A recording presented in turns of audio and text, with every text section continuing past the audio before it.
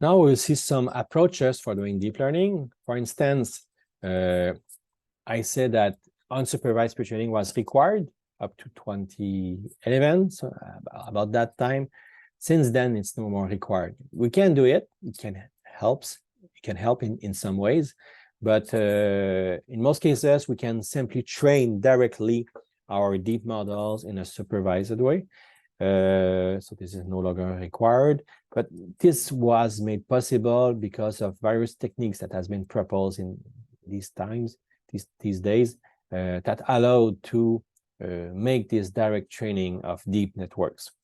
One element is using new transfer functions. I would say replace sigmoid or 10H functions with things like ReLU, which alleviate the gradient dilution problem, which is a big problem with deep networks if we don't take any kind of measure. So with multilayer perceptron, the original multilayer perceptron with many layers, we encounter a significant vanishing gradient problem, gradient dilution. We should also need to look at better initialization of network weights. So the way the weights are initialized has a big impact. And we saw before that pre-training allows somehow to get good starting points as weights. But in fact, yeah, there has been some approaches that are well characterized and that allow to randomly initialize neural networks in ways that is really quite effective. So we will see the Xavier and He techniques for that. We also have the idea of using dropout. Dropout allow to make some kind of really robust training of neural networks. This is done through some random weights deactivation. So basically, every time we pass a data through a network, about half of the weights, half of the neurons are disabled, are deactivated. And as such, and this is done randomly, so we don't know which neurons will be deactivated each time. So that allows to make a better training of the network. We also have batch normalization that allow to deal with the fact that, we are making the training of all layers simultaneously. So one layer may vary in its behavior and its kind of output it produces, and that may affect the following layers. And as such, having batch normalization allow to keep things relatively well normalized and allow the training to be done independently. And we also have the idea of making use of residual links that allow to train really very deep neural networks with hundreds of layers, for example. And the idea is that we have some skip links, some residual links that allow to connect, to get the data to go through, to get over several layers and get directly as element of an input of other blocks.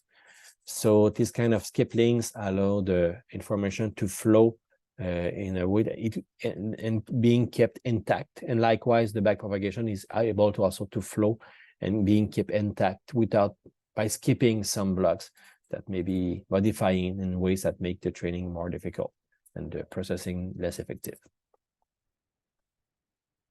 So we know that multi-layer perceptron train with more than 2 hidden layers without any other, I would say, conditions. So like the multi-layer perceptron we saw last week.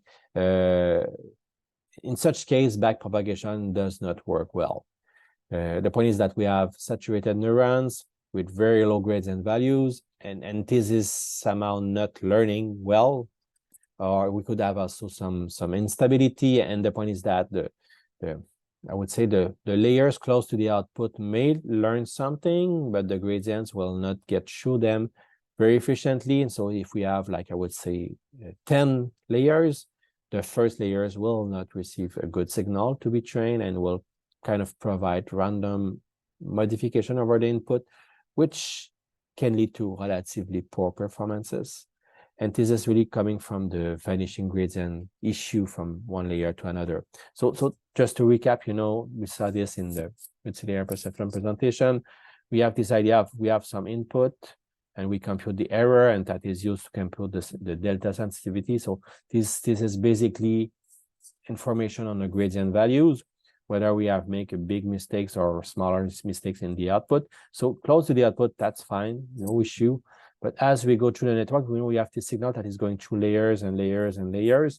and what we could expect is that by going into many layers, this signal will be lost in many ways and will not propagate necessarily well up to the first layers of the network. So, and especially the gradient will vanish, and as such, these values will be relatively small and the modification will not be that effective. Let's go back to the idea of transfer functions that we saw last week. We know that with sigmoid function, we can make basically a probabilistic interpretation of it. We can say it's basically the combination of two Gaussian distribution with the same standard deviation, one for each class. They are different only by their mean. If we combine them, the probability, the posterior probability of such combination of two Gaussian correspond to a sigmoid function, which is that one. So we can see that in the y-axis, we can make a probabilistic interpretation of that according to the input. And the weights are basically modifying the shape and the position in space of that function. So a probabilistic interpretation is possible, and we can be seen as an approximation of a step function, of a binary function. You know, binary function will be 0 up to 0, and then it will go up to 1 and stay at 1. So this kind of sharp step model is, I would say, a more, I would say, binarized version of a sigmoid, which is smaller, but has this kind of shape of going from 0 to 1 with a change around 0 on the x-axis. So the issue is that such sigmoid function has some gradient saturation problem. If we are in that zone close to 1 or close to 0, the gradient will be really small. And so if we are able to train and go far away in such zone, going back in the more, I would say, operational zone where things are really interesting in terms of learning will be very difficult. So once we go in the saturated regions, we will have the gradient that will be really small and difficult to be used as a way to go in a zone or change the configuration of the neuron associated to such function. We know also that to be effective, we need transfer functions with nonlinearities. One simple model that goes back to the idea of having a nonlinearity is the ReLU. So ReLU is basically this thing here on the right. So we have a function that is linear for all positive value of x. So as soon as x is positive, we just use directly, or here, for example, we just use it as value. So we have a really simple linear model. But when the input is negative, we always get a 0 here. So it's kind of blocked there. And the nonlinearity is basically around 0. We see this kind of sharp discontinuity. So this is where we have nonlinearity. So it is really basic. It's a linear model plus a flat model, but combined in a way that induces some kind of nonlinearity. So this is really simple, but that works quite well. You can implement this as a maximum between 0 and a, where a is the input of the transfer function. And the idea is that if we compose many of these ReLUs, we can make some kind of piecewise linear approximation of anything. Because we just, if we have enough ReLU on a layer, we should be able to really have a way to cut these things that will be useful for our case. And there is even a biological motivation behind ReLUs with some kind of model called the leaky integrated fire model. I don't know much about that, but I could say that there are some arguments saying that ReLU even makes sense in terms of what is done in our brains or animals' brain. And the idea is that using ReLU, it made really possible the training without unsupervised training. So that was really an important breakthrough, and that solved in part the vanishing gradient issue. There is also the idea that proper initialization can have a big impact on the performance. So before 2010 or so, initialization was done in some ad hoc ways that were not necessarily well understood. That seems to be okay, but probably, you know, not always effective, because we know without unsupervised pre-training it was not working that well. And the point is that if the initial weights are too low, we will get what we call a gradient implosion, and so the learning will be slow, it will stagnate, it will not work well. So that's kind of common with too low initial weights, and conversely, when the initial weights are too high, we can see a gradient explosion, and we can get some linear instability. The things are moving fast and possibly in many and wrong directions simultaneously. So that can break the learning and that make things not working well. So we need to make the right trade-off for initializing the weights. We need to take into account the transfer function use also. So for that, there was we can see that some kind of mathematical justification of it, saying that if we have some kind of linear model, so we are only stacking many linear layers. I know that it can be simplified to a linear model, but let's say we are doing this. And so all the weights are the same from layer 1 to L-1, only layer L is different from the others, which are all the same. Looking at this, so we can see that, yeah, we call these layers W1 to WL-1 W simply. And this can be simplified to that equation. So y is equal to WL, which is different from the others. And also W power L-1, because we have L-1 cases here, times X. So this is, I would say, our simple neural network model. What we know is that if we just set W to be a diagonal matrix with the same value on the diagonal, a very simple model, and that value, that scalar on the diagonal is higher than 1, as we look at the limit of having an infinite number of layers, we go with output that is systematically infinity. And conversely, when C minus is smaller than 1, we get an implosion of the output value, and with a very large number of layers like that, the output will be 0. So finding the right scale of the initial value is important, and we need to find the right trade-off. Too big, it will not work, and likewise, too small, it will not work either. So one approach that has been proposed is the method from Xavier, which is quite fit for sigmoid transfer functions and 10H, hyperbolic tangent. It consists simply to make a uniform random values. So we need to kind of pick initial random values for our weights, but in a specific range, which is between minus square root of 6 over the number of inputs plus the number of outputs of the given neuron. And so this is like the lower bound, and the upper bound is the same, but plus, so plus square root of 6 over the number of inputs plus the number of output. So this is our Xavier's rule. And this means that we are adapting somehow the scale for each neuron. So in some layers, maybe the number of inputs will vary, the number of outputs will also vary. So the range will also vary in terms of the uniform random values picked as Xavier's method. His method is, this one is more for asymmetric transfer functions such as ReLU. So this is preferable versus Xavier's, which is better for sigmoid transfer functions and 10H.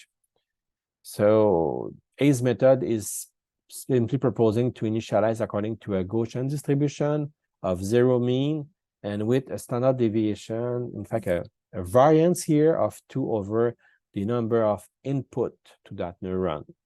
So this is the variance we use as configuration of our Gaussian distribution used to generate the initial weights, and that is known to be relatively effective compared to more ad hoc with the approaches we saw for the multi-layer perceptron, for instances.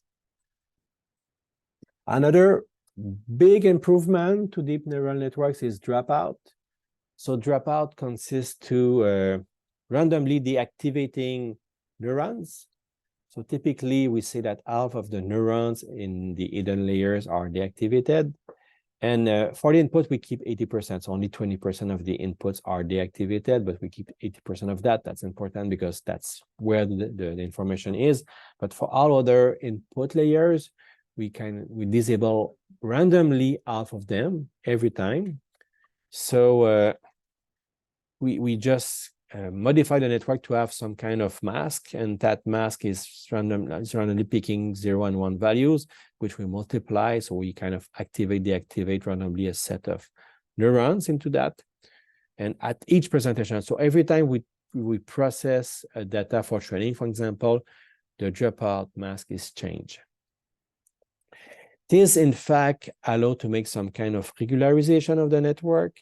So it forces the network, the learning of our representation, to be distributed through the network in the sense that there is no specific things that are learned on specific neurons, because that neuron will be deactivated half of the time. So notions need to be learned into many neurons. And in fact, how it probably works is that we can learn different ways, different similar but not exact same ways to represent data.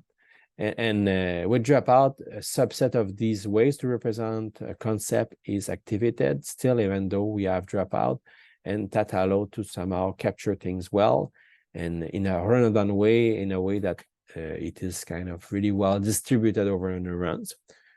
And that is somehow in a position with what we call the grandmother cells. This is the idea in neuroscience that we have one neuron that is triggered when we see our grandmother.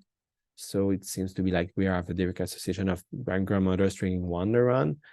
This hypothesis, of course, is not true. We just kind of express an idea that, in fact, it should not be through one neuron, but the concept of our grandmother is spread over our brain, many neurons of our brain. And that approach of dropout has been proved to be quite effective for improving the performance of the neuron. In fact, it was more effective than expected. It was amazingly effective in terms of providing some capacity to be better, more robust, more effective in the way training is done, and the kind of network we obtain from using dropout during the training. And the way it works is that for each training instances at one given epoch, we are sampling a different mask and using only that mask for the training. But for the test time, we are in fact averaging over many masks, because we can be unlucky and some masks may lead to poor decisions. The way we go around that is to process a given data many times through different masks and average the output after that. So that should be more robust, and that allows to get good results. And it is not possible to go through all neurons activated at the same time, because with dropout, half of them is always deactivated. It goes to some scales of values. If we just go on in tests and activate everything, it will be quite poor, because it will not work in the conditions it has been trained on.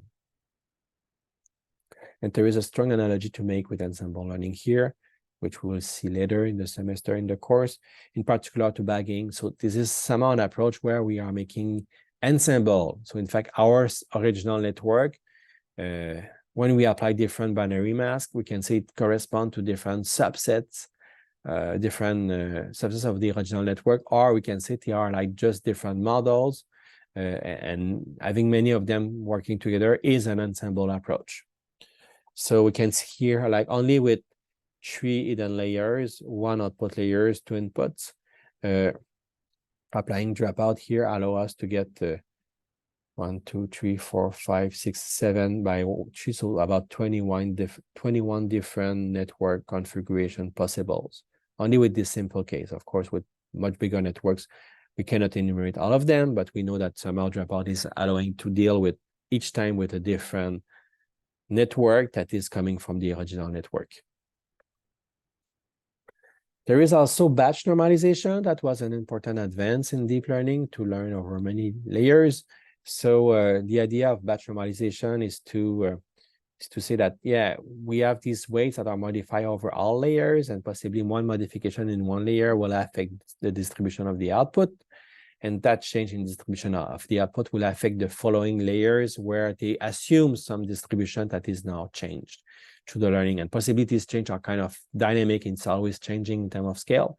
So this is kind of an arm race where we just have this that is moving, and so the output, the other layers need to adapt to that input. So need to keep training in a way that it is kind of following up the input it receives. So what we are looking is to also making use of batch normalization, where we will normalize the activation of neurons at some point. So we'll get some checkpoints in the neural network where we will do batch normalization, and that normalization is in fact based on a mini batch. Mini batch is a subset of the training set. So it's not the full training set. Think about that. With deep learnings, we are dealing with really huge data sets. We cannot get all the data loaded in memory. So we are using a mini batch, which is a small subset of data instances from the training set, typically a few hundreds one. And we are evaluating the statistics of the output for each neuron at a batch normalization layer. So we could say on that mini batch, we have an average of mu and a standard deviation of sigma. And we try to renormalize everything with that. So it's kind of try to recenter the output for an average of 0 and having some standard deviation of 1. So this is how we compute that. And we are making updates of the mu and the sigma every time we see a new mini batch. And we added some small epsilon here to avoid division by 0 when the variance is 0, which is something that can happen. And the last element in terms of deep learning that we see in this part of the presentation is residual links, which allow a direct connection between non-adjacent layers. So basically, we call also them skip links. So these skip links is allowing to have this X to skip that block and go from here to there.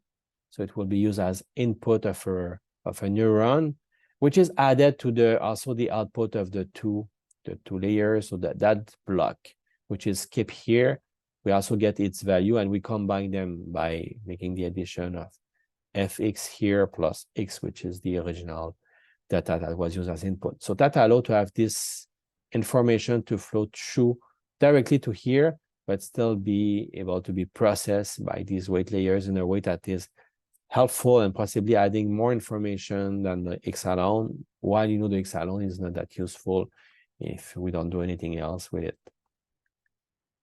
And that has been demonstrated to be really important.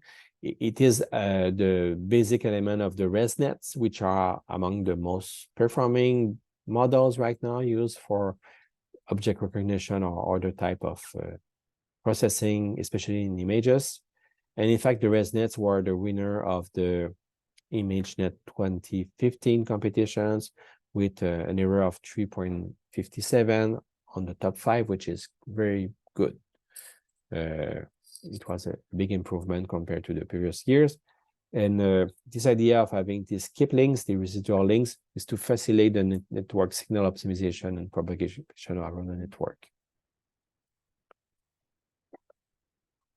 So, and also what a good thing with that is that if we get some blocks that are quite ineffective, that are not doing anything good in terms of their processing, the point is that these skip links allow to skip them, allow to somehow ignore them, and that gives us some flexibility. Otherwise, with the basic approaches, with multi-layer perceptron, we don't have such skip links. And if these layers are bad, I would say the signal going through will be immediately, I would say, modified in a bad way.